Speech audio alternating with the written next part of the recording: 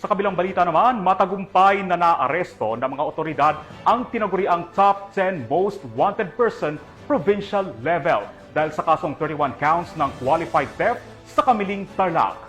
Ibabalita yan ni Patrolwoman Janice Bulahaw.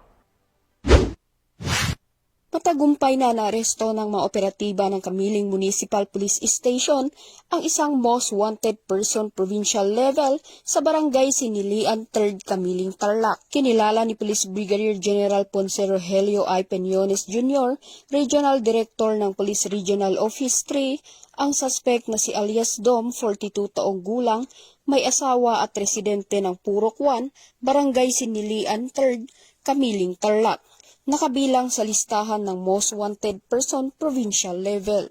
Matagumpay na isinagawa ang operasyon sa bisa ng warrant of arrest para sa kasong 31 counts of qualified theft na may nakalaang 24,000 na piyansa para sa 22 kaso at 12,000 para sa 9 na kaso na may kabuuang halagang 636,000 pesos. Ang suspect ay kasalukuyang nasa kustodiya ng Kamiling MPS para sa kaukulang dokumentasyon at tamang disposisyon. Patuloy ang Kamiling MPS sa pagpapatupad ng pinaigting na operasyon laban sa mga most wanted persons at iba pang individual na may kinakaharap na kaso upang mapanatili ang kapayapaan at kaayusan sa nasasakupan.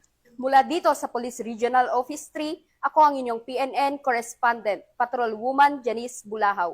Alagad ng batas, tagataguyod ng Balitang Pulis.